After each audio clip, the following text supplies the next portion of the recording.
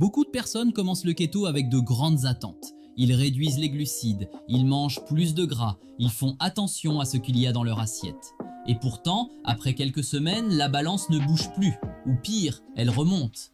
À ce moment-là, une pensée revient souvent, le keto ne marche pas pour moi. Mais dans la majorité des cas, le problème n'est pas le keto.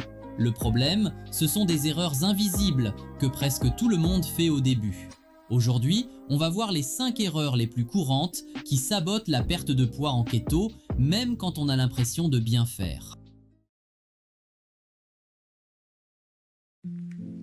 Erreur numéro 1. Manger keto, mais trop souvent. Beaucoup de personnes mangent les bons aliments, mais trop fréquemment. Petit déjeuner keto, collation keto, déjeuner keto, snack keto, dîner keto. Le problème, ce n'est pas la qualité de la nourriture, c'est le nombre de fois où tu manges. À chaque fois que tu manges, même keto, ton corps libère de l'insuline. Moins qu'avec du sucre, oui, mais quand même. Résultat, le corps n'a jamais assez de temps pour brûler les graisses stockées. Le keto fonctionne mieux quand les repas sont simples, espacés et sans grignotage constant. Moins manger souvent est parfois plus important que manger parfaitement. Erreur numéro 2. Confondre keto et régime hyperprotéiné. Le keto n'est pas un régime riche en protéines. C'est un régime riche en gras avec une quantité modérée de protéines. Quand les protéines sont trop élevées, le corps peut transformer une partie de ces protéines en glucose. Résultat, la cétose devient instable. La faim revient. La perte de poids ralentit. Beaucoup de personnes mangent du poulet, des œufs, du poisson,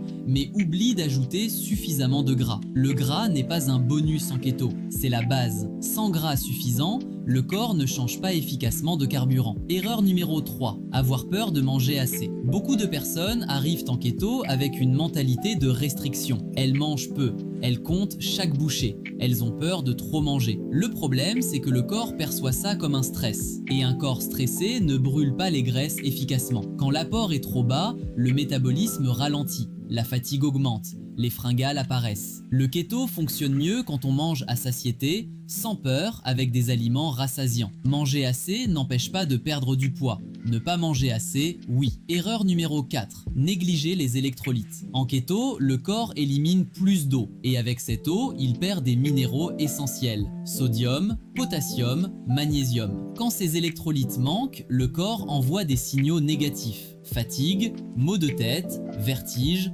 envie incontrôlable. Beaucoup pensent que le keto fatigue. En réalité, c'est souvent un manque d'électrolytes. Un keto mal géré semble difficile. Un keto bien équilibré devient stable et plus facile à tenir. Erreur numéro 5. Regarder la balance trop souvent. En keto, le poids peut fluctuer énormément. Eau, glycogène, inflammation. La balance ne montre pas tout. Le corps peut brûler des graisses pendant que le poids ne bouge pas. Se focaliser uniquement sur la balance crée de la frustration. Et la frustration pousse à abandonner. Les vrais indicateurs sont ailleurs. La faim, l'énergie, la clarté mentale, les vêtements. Le keto est un ajustement du corps, pas une course quotidienne aux chiffres.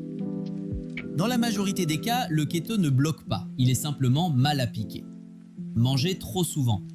Trop de protéines, pas assez de gras, manque d'électrolytes, obsession de la balance. Corriger une seule de ces erreurs peut déjà relancer la perte de poids. Le keto n'est pas une punition, c'est un outil. Et comme tout outil, il fonctionne quand on sait s'en servir.